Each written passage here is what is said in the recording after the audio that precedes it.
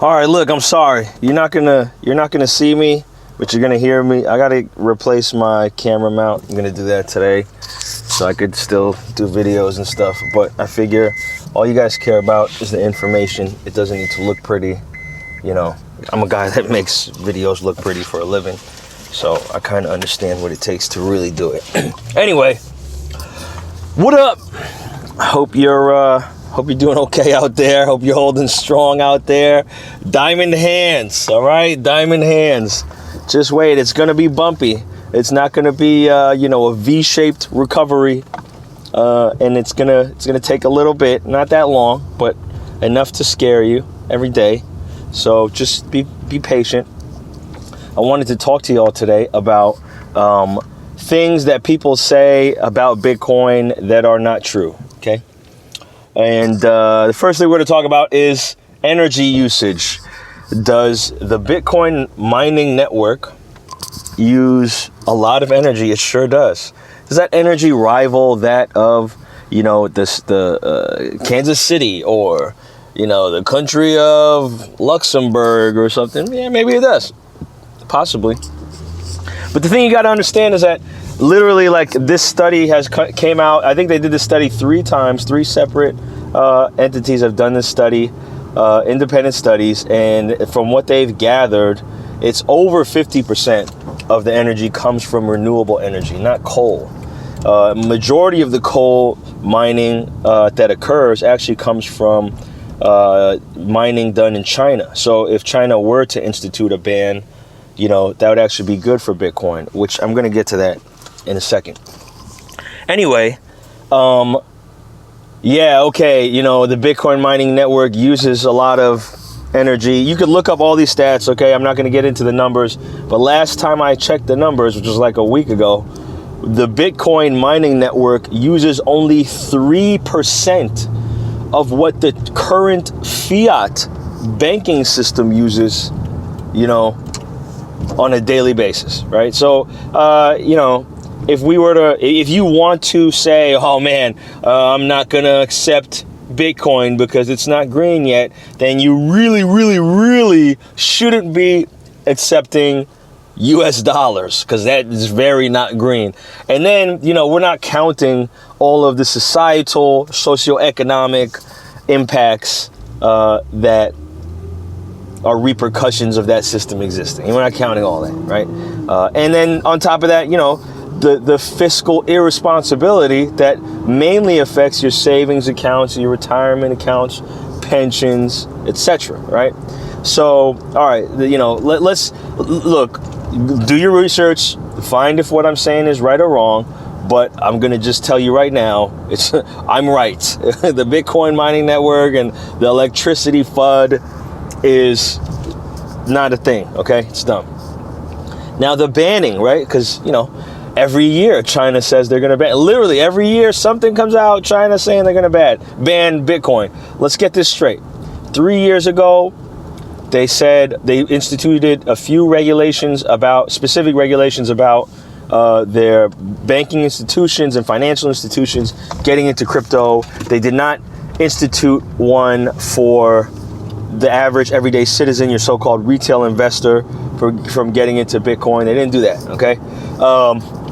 What they did this year was they repeated what the regulation was in 2017, and they added the DeFi aspect to it.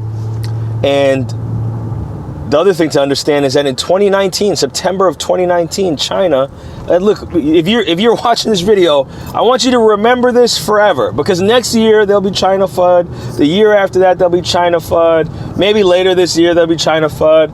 I want you to remember this, okay? In 2019, the Bank of China created a colorful, cartoonish pamphlet teaching the citizens of China about Bitcoin, blockchain technology, and why and how they could get involved into it. Another thing they did was they held a 2-hour TV show on all the channels in China at the same time, teaching whoever was watching about cryptocurrency, blockchain, why they should get into it and how, okay? China is not pro Bitcoin, I would say, but I think that just like all other countries, they've come to the realization, which is absolutely logical, that you can't stop it anymore. It's done. Like, you're not going to do anything about it. You're not going to ban it. It's impossible to ban it. Which brings me to my next thing, right? So the government of Nigeria pulls a U-turn on Bitcoin and says, you know what? We'll just allow it, right? Look, let me clear this up for you, because there's going to be FUD of, Bolivia banning Bitcoin. Oh, sell. Let me clear it up for you, okay? No country can ban Bitcoin. Not even the United States, not even China. In 2017 actually, they were looking at China when China instituted those regulations I was just talking about. They were looking at China and they said, look, man, this is what they literally said. This was the repeated trope on news stations throughout the country, in the US, throughout the world, okay? They would repeat this. You can find clips of this. They would say, hey, if China can ban Bitcoin successfully, then all the countries can ban Bitcoin, and they will look at China as the model for how they're going to do it. Okay? That's what happened. And it's true. Like, if China could ban it, then all the other countries could ban it in the same kind of way that China did. And in 2019, I just told you, China said, can't ban it. Let's bend the knee. All right? This is the thing. It's the internet. Okay? Look, if you could ban Bitcoin, then, man, you could ban child porn. Like make it so that nobody could see or get access to it, right? You could ban the manufacturing of weapons, or improvised weapons, or improvised explosive devices and things like that. You could ban the videos or blueprints, like our anarchist cookbook, or how to do mass shootings, and things that are like actually dangerous that aren't Bitcoin. You know what I'm saying? You could ban those things, but the government can't really ban those things. They can institute a law, they can try to catch people, but those things are still going on. They're rampant as hell because it's the internet. You can't put a bottleneck on it. You can't cap it. You can't stop it. There's a thing called the VPN. It's a virtual private network. It'll help any Bitcoin wallet access the Bitcoin main network. Okay, you could send a transaction via text message to the Bitcoin network. You can use shortwave radio to the Bitcoin network. There's no way to ban it. All right. So anytime you see any country talking about a ban, that is the. All right, I'm gonna get to this next thing. So the countries can't ban it. Let's go from there. The next thing. Oh man, but Teddy, the IRS is gonna clamp down, choke out everybody who is investing in crypto, because you gotta report $10,000 or more of transactions and stuff like that. Okay, look. First of all, I urge everyone to pay their appropriate taxes. Okay, I am not telling anybody to be a tax cheat at all. I think we all have a responsibility to contribute our fair share, what is appropriate to, Uncle Sam, right? And the government and local government and all that stuff, right? Okay, look, the IRS or any government, Russia, Iran, China, the UK, wherever you want to talk about, okay? Any government who says, hey man, we're coming for your crypto. We're coming for you if you don't pay your taxes, okay? Any person any entity that says that is the equivalent of me telling you, hey man, give me your money, or I'm going to use my telekinetic energy and explode your brain. I'm going to use my laser vision and chop your limbs off. So give me your money. It's the same thing. It is an impossibility for any entity in the world to come and take your Bitcoin. Sure, you can be coerced into giving it up. But let's say you're in a court of law, right?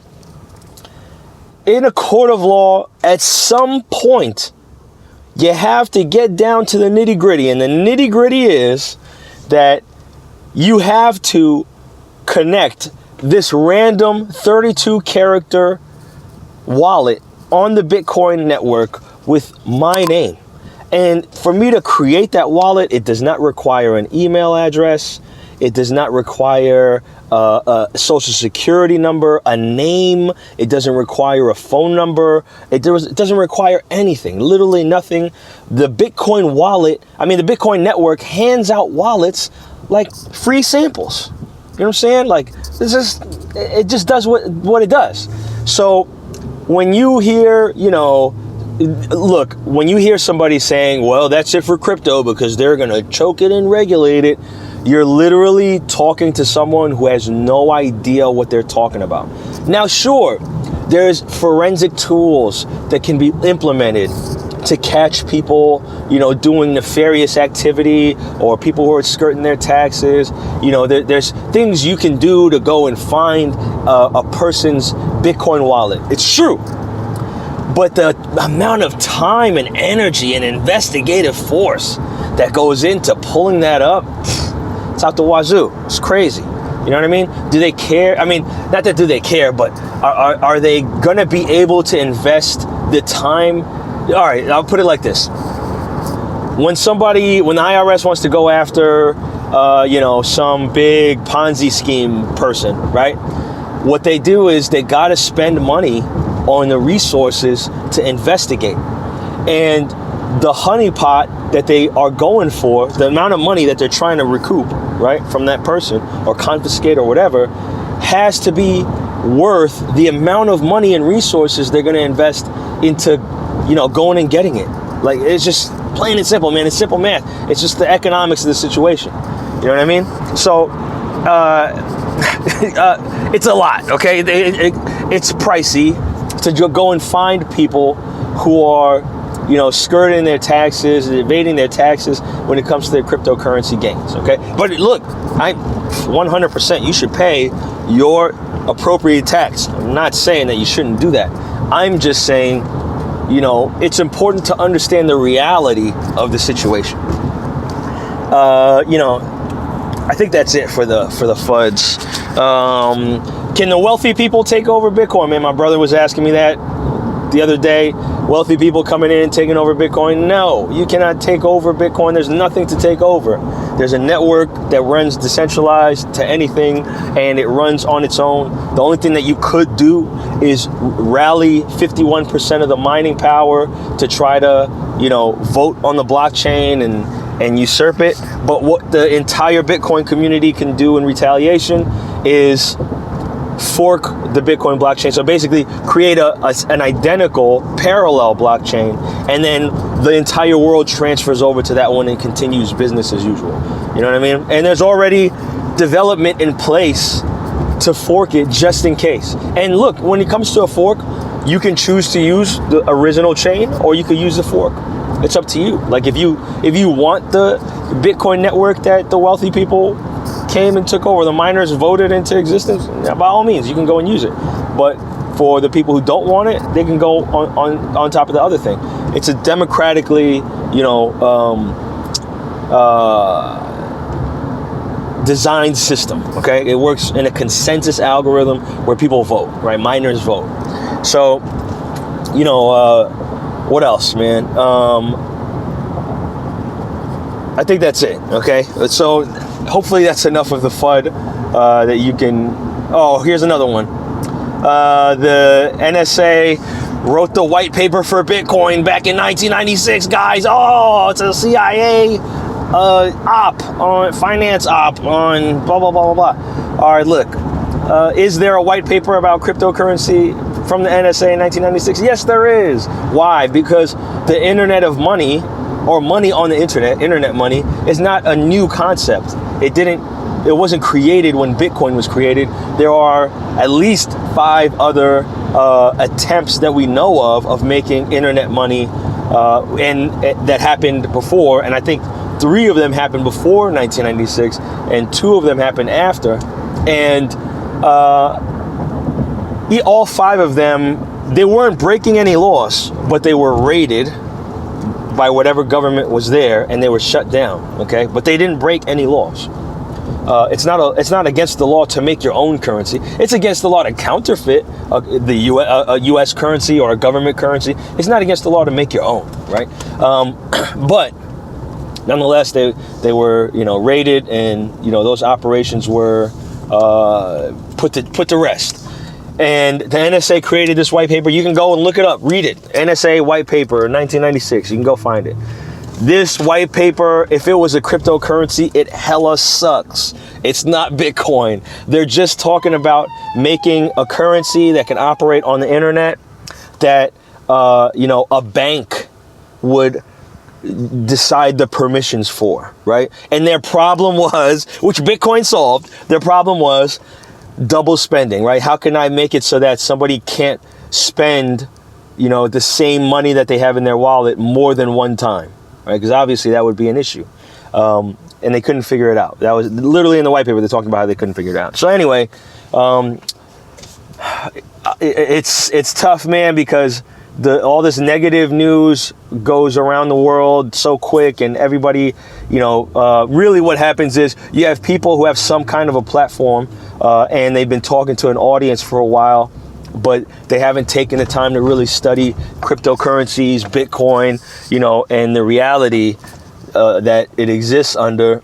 And they hear like these negative things, and anytime you have something negative to say about Bitcoin, it gets traction on YouTube algorithms, because people are invested in it, and people want to make sure that their investment is sound, and also there's a ton of people who want to see it fail. So you have people mention these things and say these things, and people just take it and run with it, but the person distributing the FUD, the fear, uncertainty, and doubt, doesn't understand what they're talking about. They don't get it, right? And they haven't taken the time to research it or look into it. And it takes time, man. It took me a while to wrap my head around Bitcoin. So yeah, I hope that kind of helps you, dispel some of your concerns and fears about crypto. And, I hope you don't fall into believing what a lot of these people tend to say a lot of the time. But yeah, holla at me in the comments if you want to argue with me or whatever. You can DM me if you got a question, or hit the comment section for a question. And yeah, I love you. I hope everything goes well, man. Diamond hands, all right? Diamond hands. It's going to be bumpy. It's not going to be just a smooth ride all the way up, you know what I mean? But if you're in it to win it, man, you got to commit. So, all right, love y'all. Peace.